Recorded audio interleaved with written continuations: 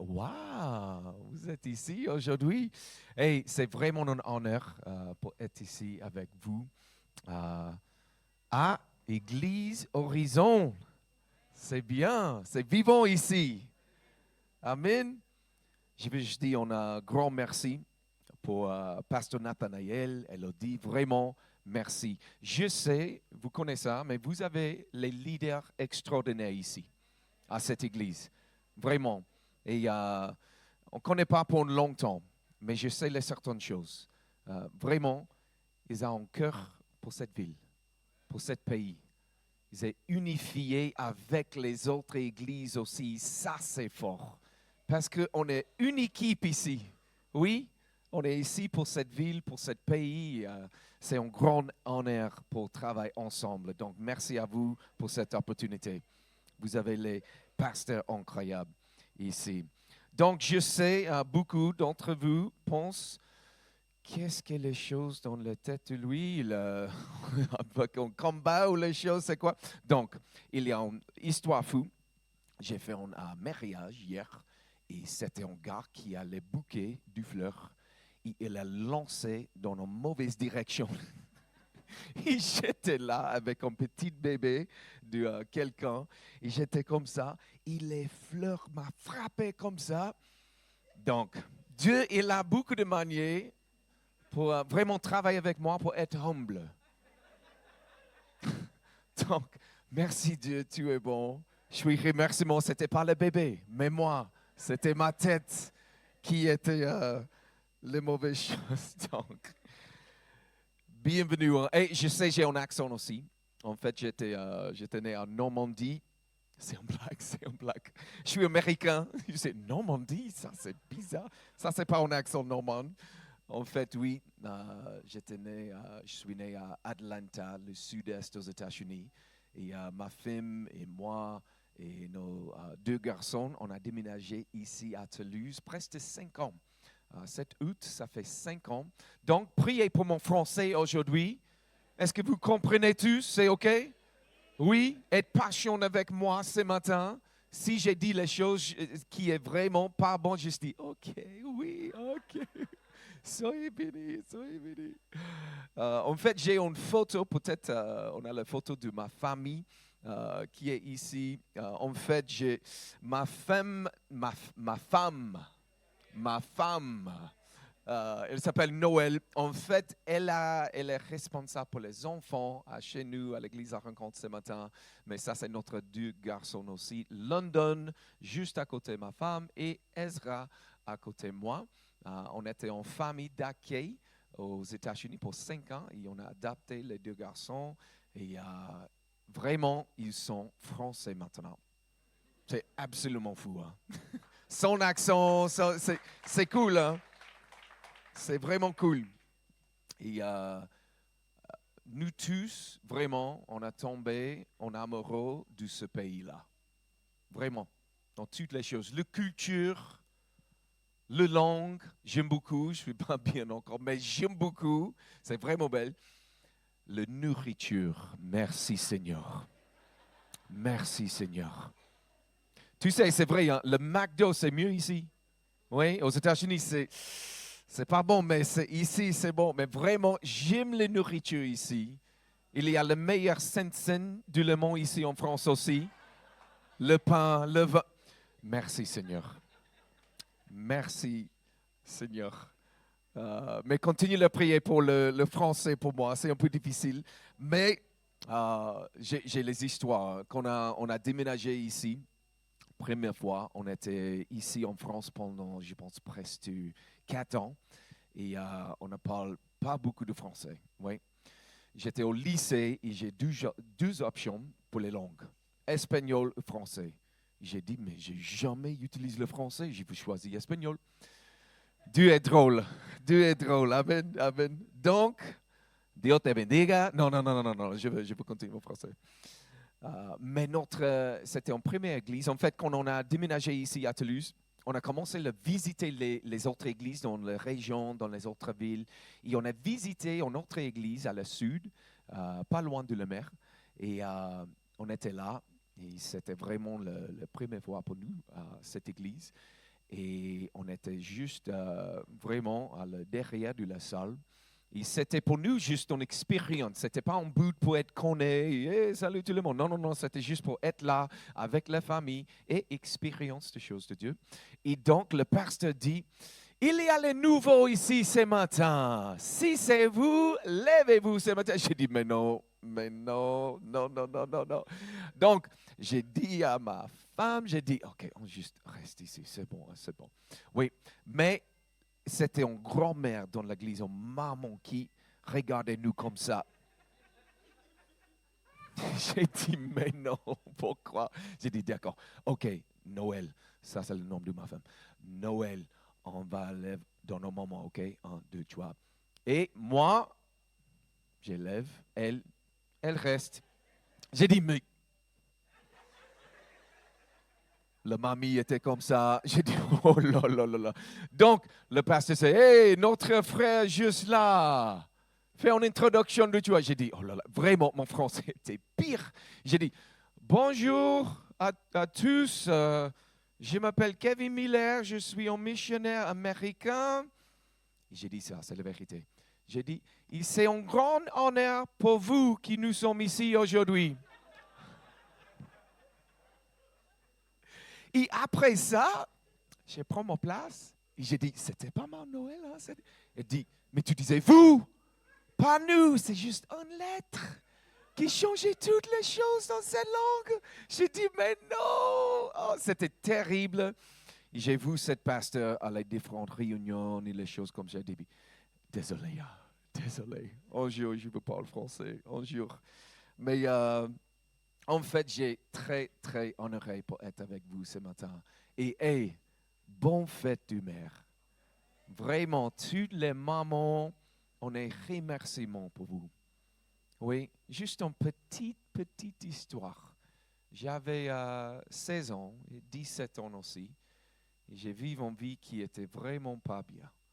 Oui, j'ai fait beaucoup de fêtes, j'ai bois beaucoup, j'ai fait les drogues, les choses comme ça, mais j'avais une maman qui prie toutes les journées. Elle priait pour moi toutes les journées, toutes les journées, toutes les journées. Et c'était un moment pour moi que j'ai rencontré Jésus et ça change toutes les choses.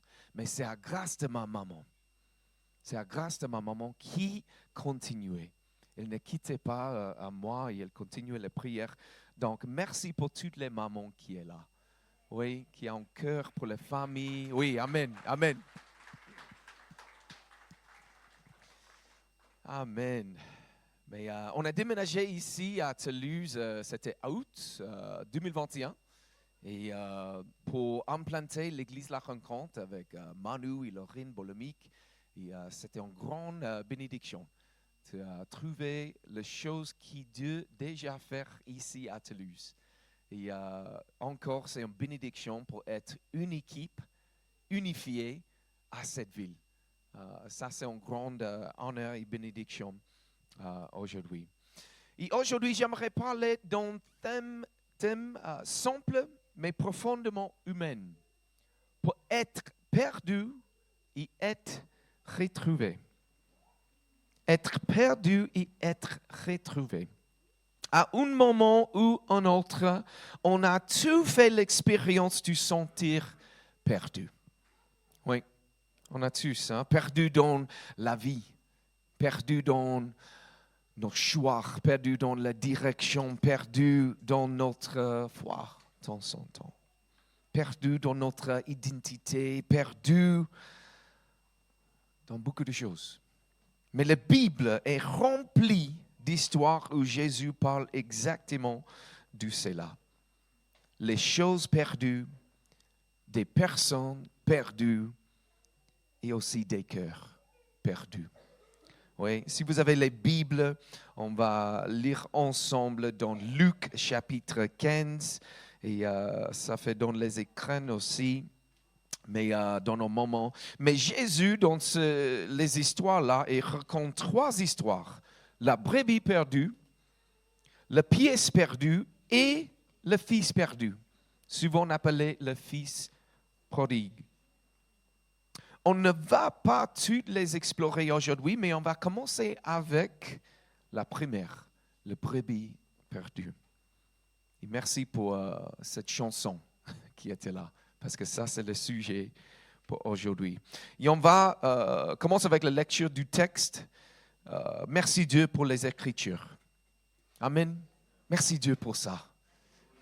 Oui, ça change toutes les choses. Oui, avec Jésus dedans, parce qu'on a un Dieu qui est vivant. Oui, on a un Dieu qui vraiment aime les expériences avec nous.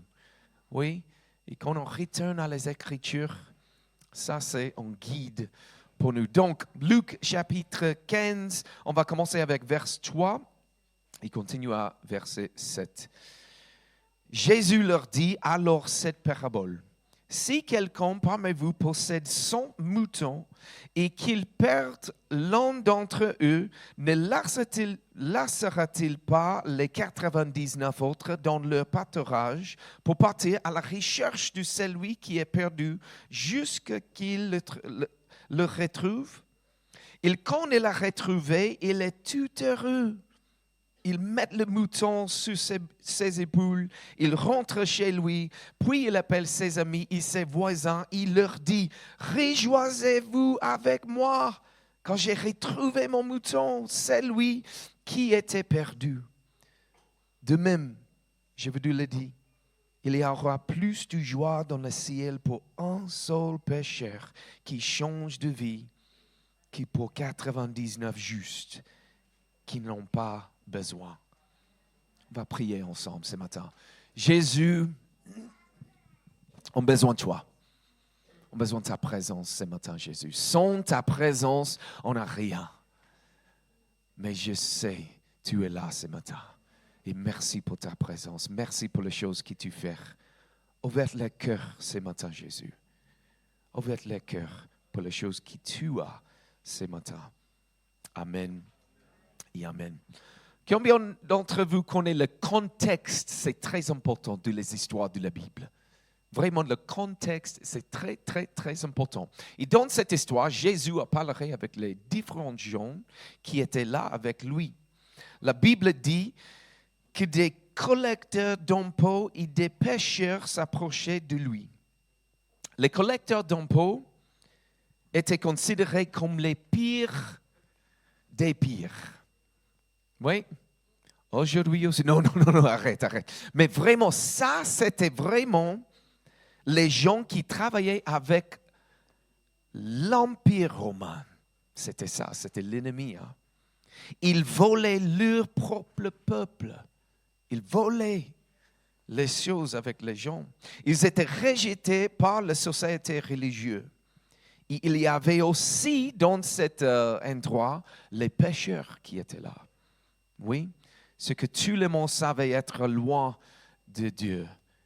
Et le dernier groupe qui était là cette journée, c'était les gens qui étaient religieux. Oui, les religieux qui étaient là aussi. Ceux qui connaissaient la loi, ceux qui pensaient être du bon côté de Dieu. Et Jésus rencontre cette histoire pour tout. Parce que la vérité est vraiment simple. C'est vraiment simple. On est tous des brebis qui ont besoin d'un berger. On est tous des brebis qui ont besoin d'un berger. Oui. Quand j'étais un enfant, ma famille avait un chien et il était vraiment fou. Hein. Vraiment, il était fou. Et ce chien adorait s'éloigner de la maison. Toutes les journées, vraiment, j'ai vécu à la campagne, vraiment j'ai grandi à la campagne au Géorgie, le sud-est aux États-Unis. Et un jour, notre chien est parti dans le bois. Vraiment, il était dans le bois. Et j'ai décidé de la suivre. J'avais vraiment pas beaucoup d'années. Et sans m'en rendre compte, j'étais complètement perdu quand j'ai suivi cette chien. Oui. Et je me disais, je vais juste continuer à suivre ce chien parce que j'aime lui et je veux suivre lui. Et j'avais vraiment 6 ans, oui. Et j'ai continué. Je l'ai suivi sur environ 2 kilomètres dedans le bois, à côté de nous. Vraiment, c'était la campagne. Et vraiment, j'avais 6 ans et mes parents étaient remplis du beurre. Imaginez, ça c'était l'époque avant les portables. Difficile. Les certains ici connaissent ça. Oui, c'était compliqué. Hein? On ne connaît pas, on juste priait. On a la foi. On juste dit, OK, il va retourner peut-être, je ne sais pas. Mais vraiment, c'était cette époque. J'étais complètement perdu. Imaginez, quand on avait notre enfant, London, notre grand, il a 14 ans maintenant, mais quand il avait 2 ans, on était au Chicago. Un grand tour à Chicago s'appelle le Tour Willis. Il c'est vraiment grand et on était dans l'espace sur le top de le tour et on était dans un moment pour juste regarder les villes et en fait, on a regardé et London, il n'était pas là. Et on dit, oh là là, où est London? Et vraiment, c'était beaucoup de gens qui étaient là, c'était bruyant, toutes les choses. Et on cherchait. J'imagine on cherchait pour 2 minutes. Mais les parents comprennent, ça c'est comme 12 heures quand tu as un enfant qui est perdu. On était vraiment remplis avec l'anxiété, toutes les choses. On dit, où est notre fils? Vraiment, merci Dieu, on a trouvé lui, mais on était vraiment dans les difficultés dans ce moment. Vraiment.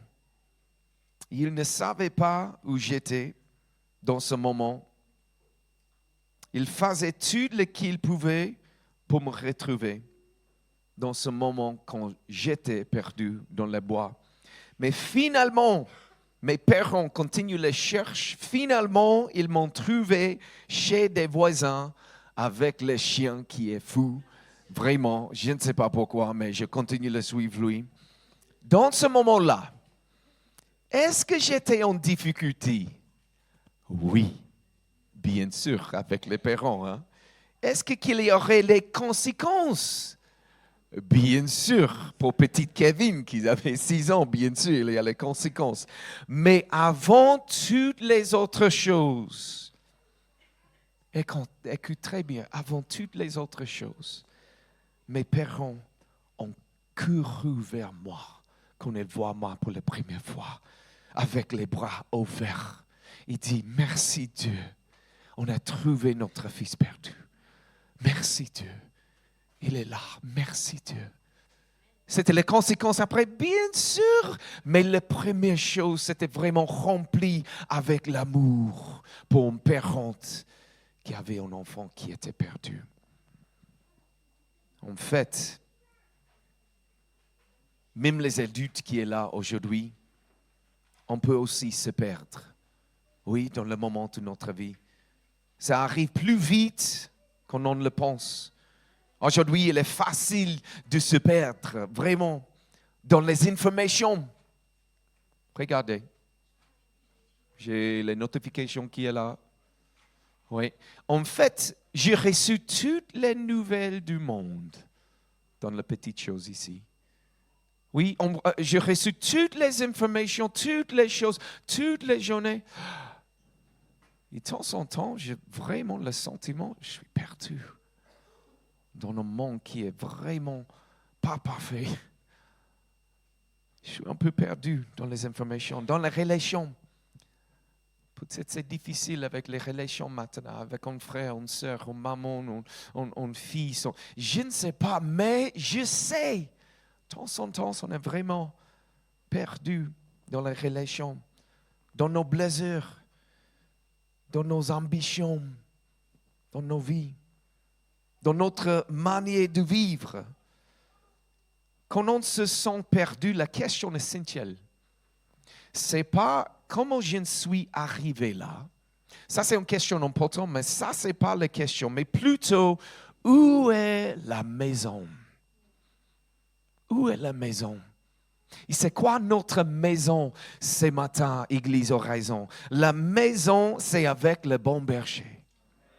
Ça, c'est notre maison. C'est avec le bon berger. Et qui est notre bon berger? Il s'appelle Jésus. Emmanuel, Dieu avec nous aujourd'hui. C'est très important. Il était là hier. Il est là aujourd'hui et il est là pour l'éternité. Ça, c'est le cœur de notre Créateur. notre Sauveur. Jésus, peu importe à quel point tu te sens perdu aujourd'hui, mais il y a une maison pour toi en Jésus. Et il est là pour toi ce matin. Jésus est notre bon berger. Il est notre bon berger. Il ne veut pas qu'on seul périsse. Il ne nous abandonne pas quand on s'agère. Il vient nous chercher. Beaucoup d'entre vous peuvent témoigner aujourd'hui que Dieu vous a rencontré au cœur de votre chaos. Oui, j'imagine si je donne le micro à quelqu'un, tu vas faire un témoignage de les choses qu'il Dieu fait. Et peut-être c'était dans les difficultés. Peut-être c'était dans les moments de votre vie qui étaient les plus difficiles. Et Dieu était là pour vous avec les bras ouverts pour vous. Il était là dans vos moments les plus sombres. Même quand vous vous éloignez encore et encore, comme la brebis, il était toujours là. Ça, c'est le cœur de notre Seigneur. Certains ici pensaient que leurs erreurs les ont éloignés définitivement de Dieu. Mais ça, c'est pas la vérité aujourd'hui. Ça, c'est pas vrai. Pas notre Dieu. Mais il y a un combat entre les deux voies ce matin. On a le mensonge de l'ennemi et on a la vérité du berger. Oui, c'est très important de le connaître les deux. Et vraiment, parce que l'ennemi est le père du mensonge. Il monte sur Dieu. Il monte sur toi et il te dira, tu ne seras jamais à ta place. Oui, tu ne seras jamais assez bien. Tu ne mérites pas la famille de Dieu à cause de ta vie ou ta péché. Dieu ne t'acceptera pas. Mais on a une autre histoire ce matin.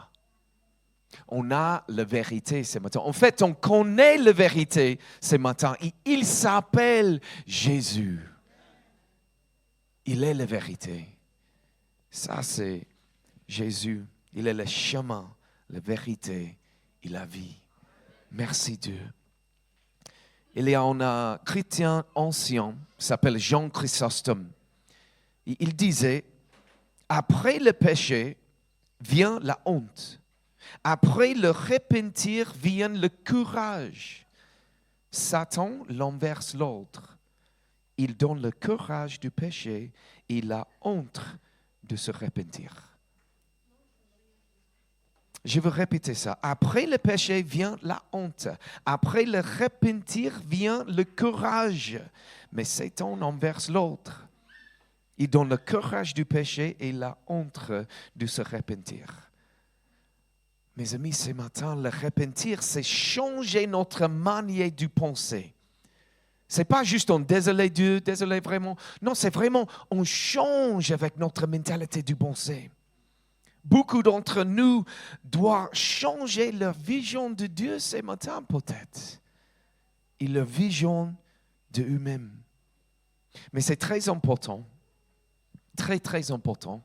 La grâce de Jésus n'est pas une permission du péché. Oui, c'est une histoire d'amour. C'est une relation. Ce n'est pas vraiment juste une chose avec beaucoup de règles et beaucoup de lois, beaucoup de choses. Non, non, non, c'est une relation avec notre Créateur qui aime nous vraiment.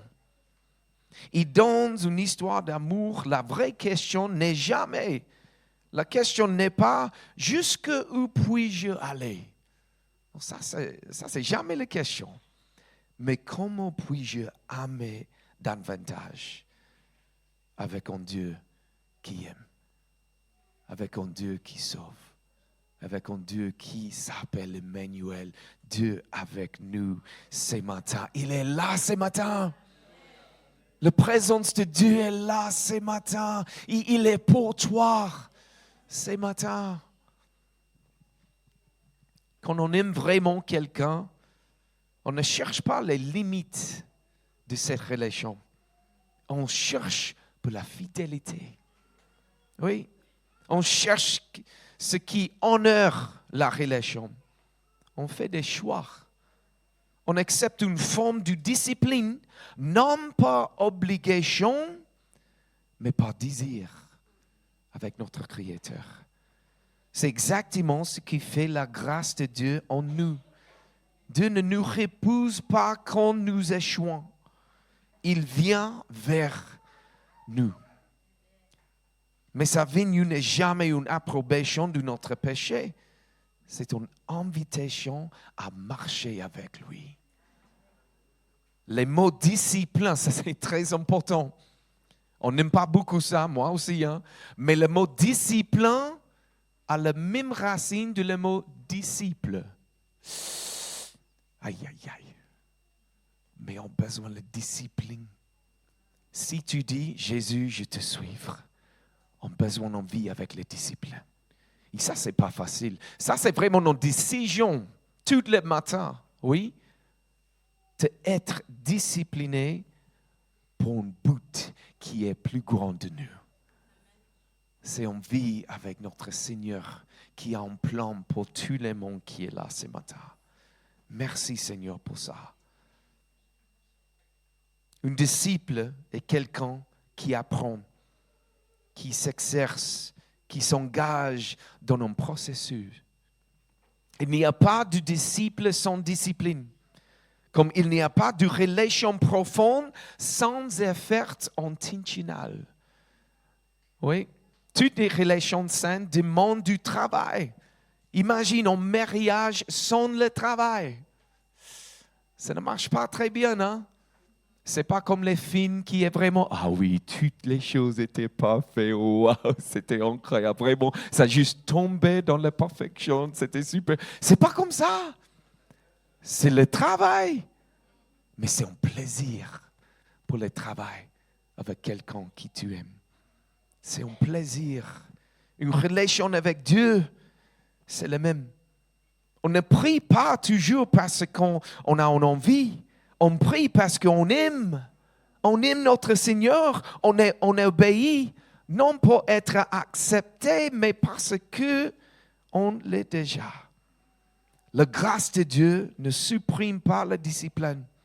Elle la mérite, la discipline, en notre vie.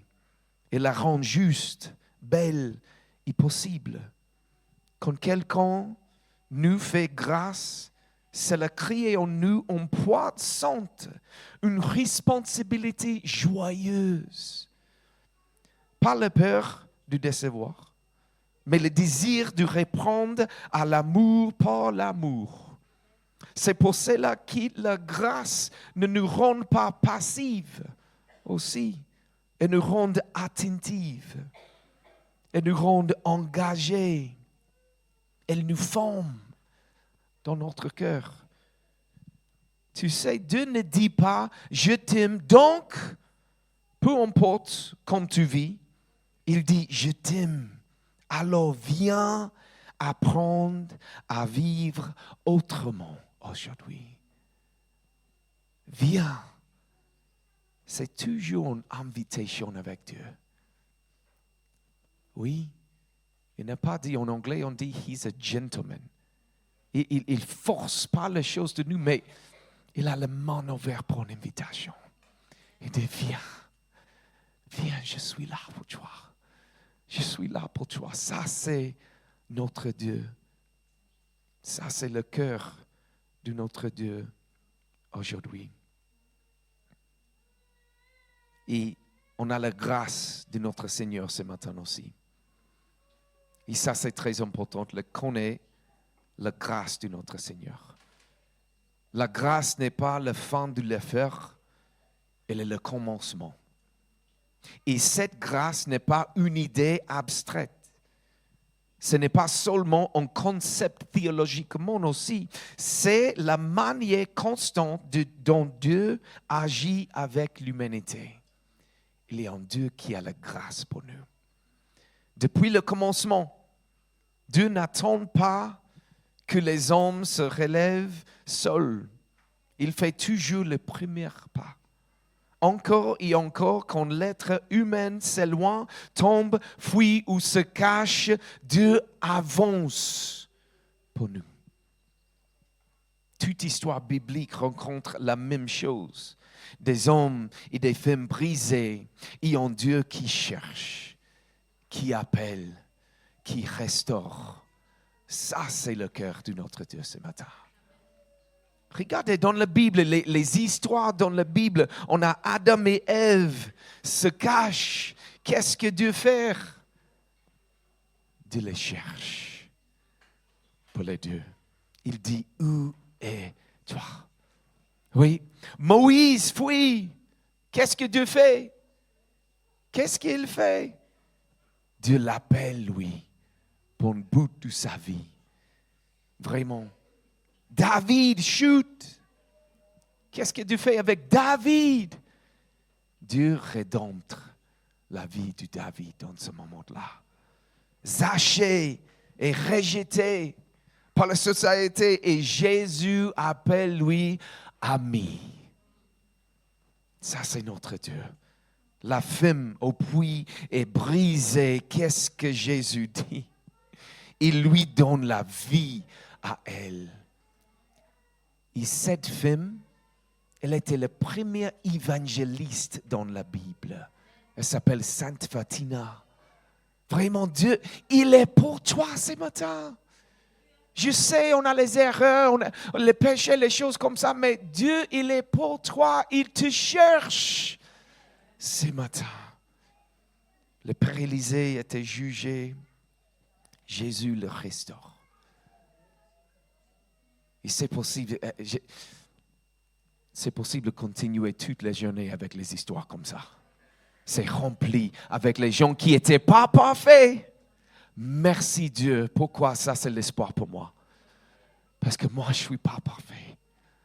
Mais on a un Dieu qui est parfait. Et il te cherche ce matin.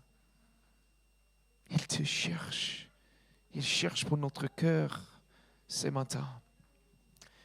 Jésus rencontre ensuite l'histoire de le prodigue. Un fils qui prend son héritage, qui fait ce qu'il veut, qui finit perdu, seul et brisé. Les désirs de la chair peuvent satisfaire un instant, mais ils nous laissent toujours vides.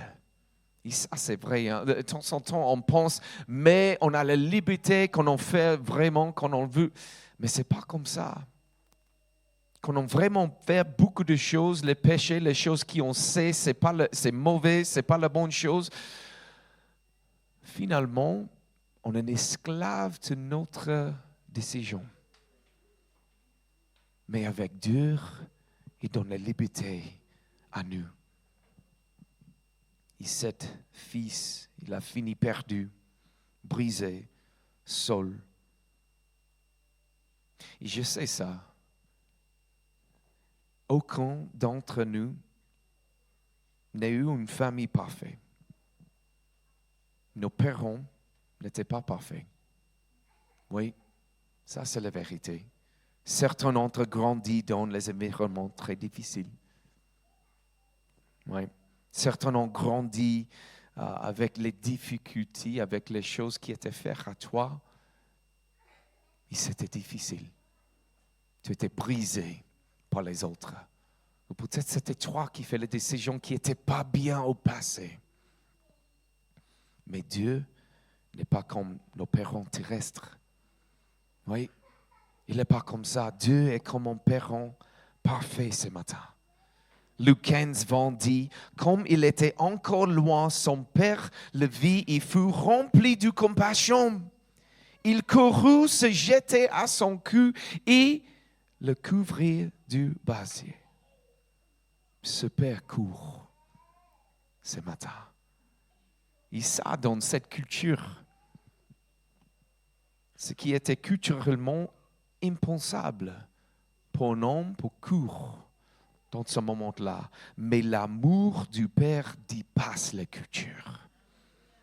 L'amour de notre Père dépasse la culture. Je vais finir aujourd'hui avec juste une histoire. C'était une histoire d'un joueur du basket. Allez les Spurs. C'était qui dit Amen? Allez les Spurs, Amen, Amen. On a, vraiment, ça c'est un rêve pour France. On a New York et on a les Spurs qui jouaient dans la finale au NBA. C'est incroyable ça, vraiment. Donc, il y a un joueur qui s'appelle Lou Williams. Il était un joueur du basket. Il conduisait un jour dans Atlanta. Ça, c'est mon ville de naissance. Il avançait lentement dans une petite rue quand il a été arrêté par un jeune homme tenant un pistolet. Bienvenue aux États-Unis. Il a un pistolet avec lui. Il dit, sortez la voiture maintenant. C'était Lou Williams qui arrête la voiture, regardez lui, sort maintenant. Et le jeune homme regardait, il dit, mais vous êtes Lou Williams? Il dit, mais oui, je suis Lou Williams. Mais mec, tu es mon joueur préféré. C'est incroyable ça. Il dit, putain, laisse le pistolet peut-être. Non, mais vraiment, tu es mon joueur préféré. C'est incroyable. C'est un rêve pour moi de rencontrer toi. C'est cool. Oh, désolé. Oui, en fait, vraiment, c'est une histoire après. Hein? Et dans ce moment-là, Lou Williams il a deux options. Appelle la police directement. Oui, laisse le gars en prison parce qu'il fait les choses méchantes, les mauvaises choses. Hein.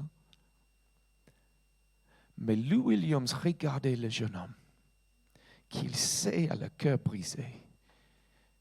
Il dit, qu'est-ce que tu fais pour dîner ce soir?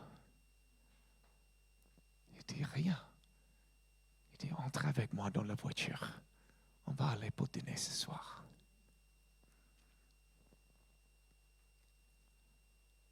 Ça, c'est l'amour. Ça, c'est de grâce. Qu'est-ce que l'homme...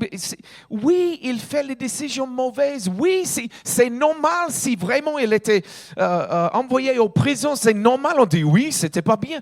Mais Lou Williams dit non. Je sais et je vois tu as un cœur brisé, jeune homme. Viens avec moi pour dîner. Dis-moi ton histoire. J'imagine ça change la vie de le jeune homme cette journée. Ici, Lou Williams a un cœur comme ça. C'est quoi le cœur de notre Seigneur? Désolé, je suis un peu émotionnel de ça parce que c'est vrai, c'est la vérité. On a un Dieu qui est pour toi ce matin. Et de temps en temps, c'est nous avec le pistolet, oui. C'est nous qui essayons de voler des choses. C'est nous qui faisons les choses qui sont méchantes. C'est nous qui faisons les choses. Et qu'est-ce que Dieu fait? Il dit, viens avec moi. Tu as un cœur brisé. Je veux vivre ton envie avec les disciples qui vraiment libérer toi de les choses qui brisent. De les choses qui sont difficiles. De les choses qui tu penses, tout est fini et peut-être... Il y a les gens ici aujourd'hui, tu penses vraiment, j'ai le sentiment perdu. Vraiment. Et c'est difficile. Tu as besoin de connaître une chose très, très importante. Dans toutes tes histoires, il y a un même mouvement. L'homme se perd et Dieu cherche. L'homme et femme se perdent et Dieu cherche. Le dernier point ce matin, c'est retrouver le chemin de la maison. C'est retrouver Jésus. Il est notre lieu de demeure. Quand un brebis était trop blessé pour marcher, le berger ne la forçait pas à l'avancer. Il ne la laissait pas non plus derrière, mais il la prenait sur ses épaules. Comme ça, il est apporté jusqu'à la maison. Peut-être tu es arrivé aujourd'hui vraiment perdu. Peut-être tu es arrivé aujourd'hui et tu penses que ce n'est pas possible pour moi de faire rien aujourd'hui. J'ai la bonne nouvelle pour toi. Il y a un Dieu qui est pour toi. Et il te cherche ce matin. Il te cherche ce matin. Pas d'en faire de plus, mais d'être porté. Peut-être que tu es perdu spirituellement ce matin. Peut-être que tu te sens perdu dans la famille, dans ton couple, dans ton rôle de parent ce matin. Peut-être que tu es perdu dans ton travail, tes décisions, ton avenir. Ou peut-être que tu es à l'autre extrême. Mais ce matin, tu peux me connaître, la grâce de Dieu est là. Il est pour toi. Tu l'as goûté. Le bon berger porte la brebis sur ses épaules. Le Père court vers son Fils et aujourd'hui, Dieu t'attend les bras ouverts. Ouverts pour tout le monde qui est là. On va juste prier dans un moment. C'est possible pour tout le monde, juste laisse les yeux fermés. Laisse les yeux fermés. On va juste prendre un moment pour les choses que je pense que tu vas faire. Je pense qu'on donne un moment pour les gens. Vraiment, tous les yeux fermés, si c'est possible, tous les yeux fermés. Je vous donne une opportunité. Vraiment, c'est une invitation pour les gens ici qui ne connaissent pas Jésus. Mais tu penses, est-ce que ça c'est pour moi? Les réponses ce matin, c'est oui. Il te cherche. Et si tu es là et tu n'as jamais une relation avec Dieu, tu n'as jamais accepté Jésus dans ton cœur. Si ça c'est toi ce matin, et tu dis, j'ai besoin de ça. J'ai besoin de le Dieu qui cherche. J'ai besoin de Jésus. Ici, c'est la première fois pour commencer en relation avec Jésus. Juste rapidement, il y a personne qui regarde maintenant. Tous les yeux fermés. Tous les yeux fermés. Si c'est toi, juste lève la main. Lève ta main. Si c'est toi, tu dis, j'ai besoin de commencer en relation avec Jésus. Lève ta main ce matin. Il y a personne qui regarde. Merci. Il y a un autre qui dit, j'ai besoin de commencer en relation avec Dieu. Relation avec Jésus. Merci. Et pour les autres qui sont là, peut-être vous êtes là ce matin et peut-être vous êtes dans les groupes religieux. Et ça fait un long temps quand tu as reçu le feu de Dieu, la grâce de Dieu, un nouveau feu. Et il est en prière pour vous aussi. Dieu, réchauffez mon cœur encore. Donc, si c'est vous ce matin, on va juste prendre un petit temps de prière. Et si c'est vous et vous pensez, j'ai besoin d'une nouvelle vision de la grâce de notre Seigneur ce matin. J'ai besoin, mon Dieu, le réchauffe mon cœur ce matin pour les choses de lui. Si ça c'est vous et tu penses vraiment, j'ai besoin de le vivre, Dieu, d'une autre manière. J'ai besoin de le vivre, mon Seigneur, avec la grâce de lui. J'ai besoin de le vivre avec la grâce pour les autres comme lui aussi. Si ça c'est vous et vous vraiment pensez, je veux vivre pour Jésus dans ma vie avec son grâce. Si c'est possible, juste levez-vous ici et on va prier ensemble. Si vous pensez vraiment, j'ai une décision aujourd'hui pour vivre pour moi-même ou pour le Seigneur. Si tu choisis de vivre pour le Seigneur, juste levez-vous ce matin et on va prier ensemble. On va prier, tu vas recevoir la grâce de Dieu dans ce moment qui change toutes les choses.